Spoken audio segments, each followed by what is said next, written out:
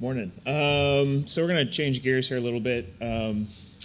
Peter and I are going to give you a more in-depth kind of technical experience of our work with Salience 5 and concept-defined topics. If you haven't gotten your hands on it yet, I highly recommend it. It was, I think, last year at the Lexalytics user group. Jeff was like, I think I've got something you guys might want to check out. And it definitely turned out to be a very, very interesting, and we hope, once we get into production, extraordinarily useful product for us. Obviously, any questions, feel free to ask. Both Peter and I are here both days. Come talk to us. We love to talk. Quickly, a little bit of background about Smartbrief. We produce over 160... Hold on a second. I do have a presentation. I keep forgetting this. And if anyone is new to Unity and Ubuntu, take your time with it. It's hellishly awkward. We were founded in 1999. We cover over 25 industries. We focus basically saving people time and making them smart. That's our idea. Is within industry verticals, we're producing daily email newsletters for for people in those verticals. So we have over 200 association partners, over 160 daily email newsletters, which are advertising supported. We write, our own content department writes close to, what does it say here, 1,200 summaries of the best, most relevant content that we can find out there. And we have a little over 4 million subscribers. So obviously our goal is to save people time. So it means we need to go out there, we need to find the best content for these people's industries that exists. This is a rather daunting task. Every day we scrape almost 60,000, 70,000 source articles. Of that source article, from about 1,500 curated industry sources, which is kind of funny to think about, but we'll get into that shortly. That then this 1,200 summary number comes from. We like to say it's a simple product that's actually quite complex to produce because it involves humans. We found that humans are the best filters, but often they are not the most efficient filter for certain stages of the pipeline. A quick aside here, we deal with mainstream media and journalism every day, 12, 16 hours a day. And one of the things, had you asked me 12 years ago when I started with Smartbrief, if I thought that our job, our mission, our goal as a company would be more difficult to carry out today in 12 years than it was then, I probably would have said no. There are going to be better distribution methods, and there are going to be better business models around content. That has not proven to be true. What do we have? We have email and HuffPo, right? So it's gotten harder for us over the past 12 years as a business to carry out that mission, to find good content, to figure out what makes good content and where. We're based in Washington, D.C., and the Washington Post laid off the large majority of their copy editing staff, I think about 12 months ago. And it is remarkable the change that we've seen in the quality of Washington Post articles, to the point where our editorial staff can no longer use the imprinter of the actual paper as a sign of quality. We literally have to dig into the article to say, burying the lead, used to be kind of an exception. Now it's the norm. Now you have to read to the final paragraph to see if, it was a sensational headline, but really what we're concerned about as an organization is finding that, that quote from the CEO that is really important to our readers. And that means that, it has gotten extraordinarily difficult for us to do this.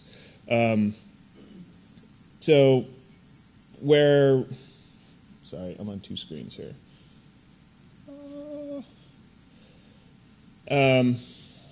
So we had started back in 2002 developing tools for our editorial staff to help find that content, to pre-filter as much content as we possibly could to give to them every day. They have a rather daunting task. They have, well, on a good day, 160 deadlines, all of which occur sometime between 7 a.m. and 1 p.m. to meet for content products. On a bad day, it's probably closer to 200. And you'll hear us talk about this taxonomy. That's kind of our internal name for this tool. We started in 2002. We had another vendor. It was not performant. And we became very happy customers of Lexalytics in 2007, 2008. We have a fairly extensive content pipeline, which we use a piece of software called Kapow. They're I think, Norwegian firm or Swedish firm. Originally came out of the real estate space to do all of our scraping, and we pipe that through into Salience. We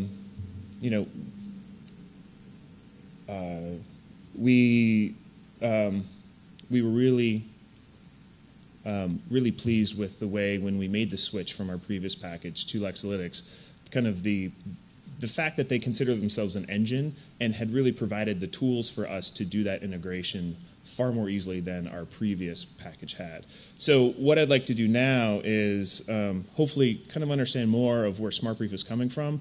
We're trying to drive content, the best content, to our human editors that we possibly can. And Peter is going to dive more into detail about what we've been doing with concept-defined topics and how we think it's really going to help our daily operations. And then, let me just see, Yeah, hi. As Zach was getting into, Smartbrief has been using Salience 4 for a while, and around when I joined Smartbrief, we wanted to transition to Salience 5 for all the fantastic new features that Zach heard about at the conference last year. This is an example of our older definitions. It really just stretches on, you have a subnode and then all of these search terms, and you had to individually weight depending on, potentially every day you'd have someone coming in and wanting to change those numbers, which is just obviously not scalable at all. Your mouse is going to kill me. Yeah, I'm just going to kill you. I know.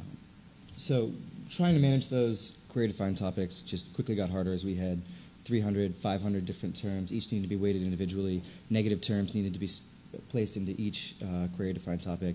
I think it's a very good system for specific blacklists or when you really, really need to make sure you're catching certain terms, but it would take hours to set up and then hours throughout the month, throughout the year to really keep it going. And the system just grew to be pretty complex.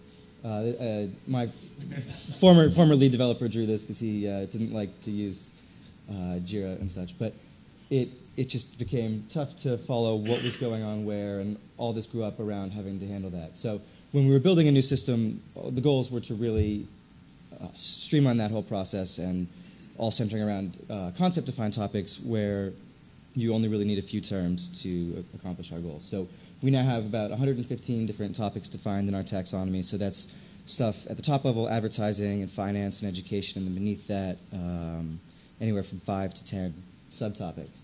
And what this allows with concept-defined topics is that an editor can go in and they really can change it daily. They're only dealing with a handful of words, and they don't have to do the weighting themselves. The technical stuff is definitely at a smaller scale than data sift, but we are working in that direction.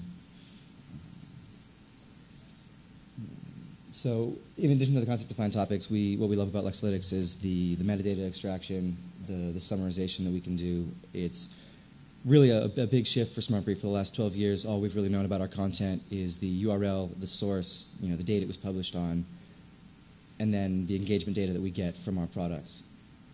Going forward, we really want to use the top themes, people, and places that Lexalytics can provide us with. So the focus is both on new products, but more recently really on providing better tools for editors so that instead of staring at a blank box, they really have all this extra wonderful information about the content, and they can quickly find what they need and then provide it to our subscribers. So here's more of the idea of this two-layer structure that I was mentioning. Better that we we end up kind of getting this all into Solar, which is a wonderful open source software package, so that you can go into energy and then go into, say, petroleum to find out specifically what you need, and everything is just tagged together. Here's an example of what a CDT would look like compared to that previous list of 300, 500 terms. It's very, very straightforward, very easy to come at this. You don't even, for us, the domain expertise was huge because we cover such small, specific industries. But as someone, I don't do the writing every day. I'm not an editor, and it was very, very easy to work with them to come up with these definitions in conjunction with our project manager, Sneha. So this is, I kind of think, one of the most important parts of this. The couple things that we've learned using these concept-defined topics. Order really does matter. So you want to put the most important words at the front, and in a certain sense you can do weighting that way, but it's much more hands-off than individual numbers for every single term. At least right now, you want to be careful using operators multiple times, although I guess I talked to people last night, and that will be changing in the future.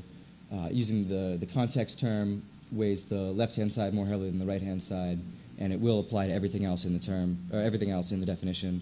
So if you've got 5 or 6 words and you put context near the front, it will actually do advertising context, social media, and then small businesses as well.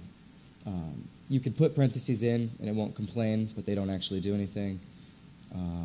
You shouldn't start with an operator or it degrades the performance. And in general, you really should try and stick with just one operator. It definitely really helped us to come up with handfuls of what we considered good content for each topic, bad content for each topic. We found that we had a much harder time with definitions that got too large. And again, that was the strength, is if you keep it small, it works very strongly. The API supports something called explain concept matches, which is fantastic for finding out what's going on. We had a number of cases where articles weren't scoring quite as well as we wanted, and we couldn't figure it out. And this will show you, the 20 words that contributed to the score and how they came in, and you can see, oh, our scraping is wrong. We were actually picking up one of the ads on the side, or something like that. Or you can actually look at the Wikipedia page that maybe you're trying to hit and see that it links to another article that isn't quite as applicable, and you throw that into a not clause. And it was especially helpful for me to work with a project manager who was with Smartbrief longer than I was, who had worked with the editors a lot longer and really did know what was going on.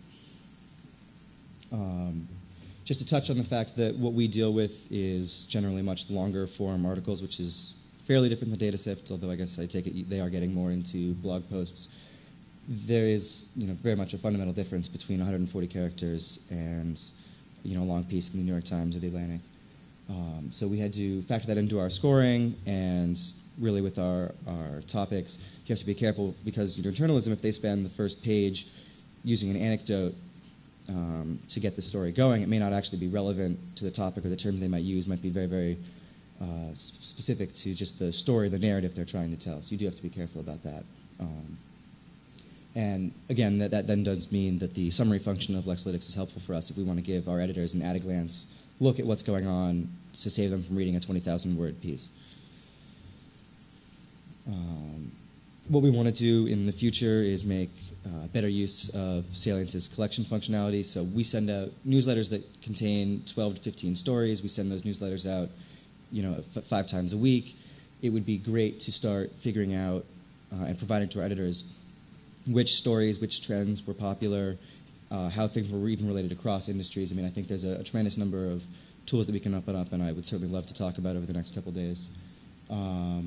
Getting more query-defined topics back in for blacklists. We've sort of kept away from that up until this point. We really want to put everything into a graph database like Neo4j and work towards a recommendation system so that we can tie into our subscriber data. So if you are a CEO, you really probably don't care too much what a low-level person is reading, but you would love to find out what people like you are reading, or articles that are similar to what you have already read. Similar, at Amazon and Netflix. And one thing that we were kind of hoping for, or that we think would be a very cool idea. And when we go through and make 120 different definitions, we think that potentially Lexalytics could very easily accomplish.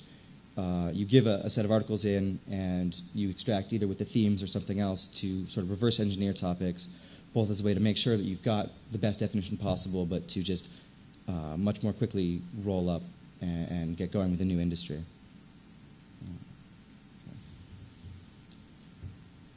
That's really about it. It's a testament to the power of the API that it was really easy to use when we did have questions. Carl and Ethan especially were really, really wonderful. I enjoyed working with them. And the doors are really opening up for the types of products that Smartbrief can do. So.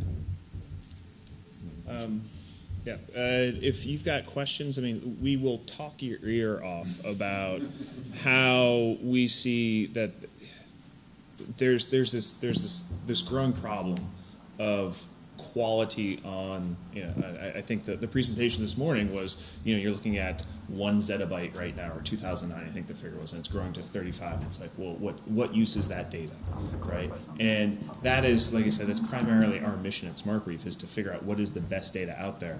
And for quite some time, I don't see humans being replaced. We are the ultimate filters. Unfortunately, like I said, we are really, really bad at some things. My editors are really bad at some things. And we want to make sure that we find tools like Lexalytics that'll help us take that load off of our editors. There's no way we can have a human look at 60 or 70,000 source articles every day to see, does this go into, nuclear engineering? Does this fit into, finance? Does this fit into, oil and petroleum? And that's really where the power of this product comes through with the concept-defined topics. You're using Wikipedia. I mean, that's, you're kind of reverse engineering and then re-engineering and then reverse engineering the entire process in some sense to get back to, let's take this fount of human knowledge and let's, apply it across everything that we find every day and use that very nicely distilled, nicely described data set in Wikipedia to help us make decisions about what's important to us and what should we be looking for. So, and I know Seth wants to make, but you just mentioned one of the things I was going to ask, because a number of folks here are much newer to this than you guys. I think a lot of people don't even know what the concept topics are, and if you just sort of give a little... Jeff, this is a users group, Well... Yeah. Oh, I forgot we're talking to the CEO. He's not actually legally required to know anything about his product. Do you want to talk a little bit, Steph, QDTs versus CDTs? Sure. So concept topics come out of the sort of flagship product of the concept matrix, and I'm going to be selling a product for a company that I don't work for, but I really do love it. Seth's got $20 rolled up in his pocket right now. Lexalytics has consumed Wikipedia and done a tremendous amount of hard work there so that in less than a second you can provide a Salience session with a piece of text and then receive from it matches against topics that you've defined. So you define those topics now with a handful of words. So you start that session with those definitions, you feed it an article, and then it very rapidly tells you it matched, and it'll give you a score. You then, as soon as it's processed that article, you also get top themes, top places, companies, quotes, just a tremendous amount of really rich data, especially for a smaller company like Smartbrief, that will allow us to build a modern search app and a number of other products. QDTs were more, there's a complicated grammar there where you can really... That's basically a QDT, right? Right, yeah. So this came out of Acquire, which I think has been retired. Do you still sell Acquire? Yeah, so okay. Don't buy Acquire because you can't. But QDTs are still supported in Salience 5 if you are positive that there are terms that you need to reach. CDTs are fantastic when you are trying to cover a broad industry that changes. You don't know what you're going to get the next day, what's going to be popular in the news, but you know how to define advertising in a conversation with another human being, and you really can put that down, and Salience will respond to that brilliantly. So we don't have to put in, iPhones hit the market, and that now needs to be in the consumer gadgets definition, because the rest of the article will mention electronics and wireless and just other pieces of information that Salience knows boil down to consumer electronics. In something like this, our original QDT taxonomy, I'm not really sure what the proper phrasing is, would take us several months to do of really intensive work with our editorial department. Sneha actually still meets with them every week. Yeah, so. I mean, we spend, I don't even want to think about how much time we spend kind of working on this, maintaining this, but that's kind of, what attracted us to this was it took several weeks worth of work to go through and to actually define an industry by keyword, in a sense, right? And to weight every single thing in that industry by keyword to saying, okay, hey, like Peter said, you're human. Like if I talk with you about advertising, we're pretty much going to agree on that. So the concept defined topics, I think, are allowing us to have a much more natural conversation with our content department, with our editors, who are really the ultimate arbiters of what is quality and relevancy for our company. And so, imagine being an editor, just being someone who has to write and work with content every day, and you have someone like me walk in and go, I need this, right? I need you to pick out every single word that is of importance to you in your daily life. And you better hope you don't miss one right. or misweight it. Right. I need to know if how relevant they are to each other, what the weights are. And it was really quite a daunting task. And we went from this and we're moving towards, did I skip it? Towards that. I mean, a tremendous amount of work saved. And like I said, a much more natural conversation to have with our staff, with the editorial staff. And obviously there's, like we said, we've got concepts and then sub-concepts and then QDT blacklisting. So you're going to have to take a more refined approach when you're deploying it within your enterprise to how you leverage these tools. But it gives you a great first cut is the way that we're kind of treating it. And then possibly a great second cut. And then maybe you go into, okay, now we actually do want to blacklist certain keywords. We have some association partners who are extraordinarily particular about what they want to see and what they don't want to see. One of our partners is a large oil and petroleum lobbying group. I'm not going to name names, but we cannot put certain words. We have contractual exclusions about news, which is kind of funny because it's news. I mean, everyone's going to read it. So, and that's the type of thing where you have to step into these really, okay, so we now have to blacklist this stuff. We have to do this. So it's a great way to get that first cut of what the heck am I looking at? What are the big buckets that this stuff falls into? And it's a really easy conversation to have with the people who most likely know better than you what it is they want. But so because we cover so many different industries that are so diverse, you can't just toss up a definition for business and call it a day. That we settled on just a two-tier structure that worked out very well. And the trick is, defining something broad enough to catch everything that you could want and yet no more. And then within that, catching everything and just chunking it up a bit smaller. And so we can have things that are both about energy and finance, but we want to make sure we don't miss it without getting either the spam or something that's just really passionate marketing for something else, so it's using jargon inappropriately. But that the two-tier structure worked out very well for us. Do we have questions? Comments? Yays, nays? In the back.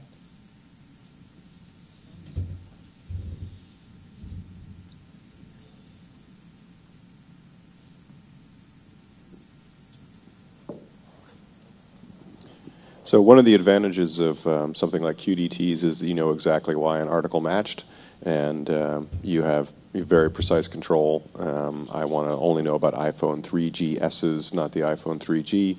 And I'm just wondering how your editors have responded to the fact that they can't always know exactly why an article was put into a category or not. I guess due to the nature of the type of journalism we do, we're less concerned about specific consumer electronic models. It's really more about, and also with the human element, we're not relying on, did we actually perfectly match this specific term?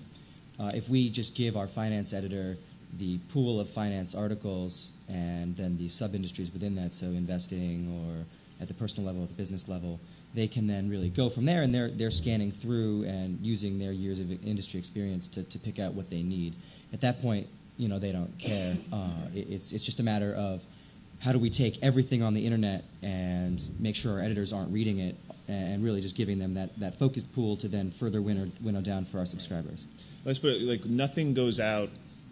Don't really know if this is a good thing or a bad thing, but nothing goes out without human review at Smartbrief. So that's kind of, we always have a backstop there. That's what I was saying. Like we like to think of ourselves as kind of tool-assisted human intelligence or human editorial, and that's really where this comes in. We don't want to specify iPhone, because then the editor's going to say iPhone, and then it's not going to match iPhone 4GS 3.2, whatever, Verizon or something like that. So we like it because of its more general nature, and because we know that we're going to be doing human review.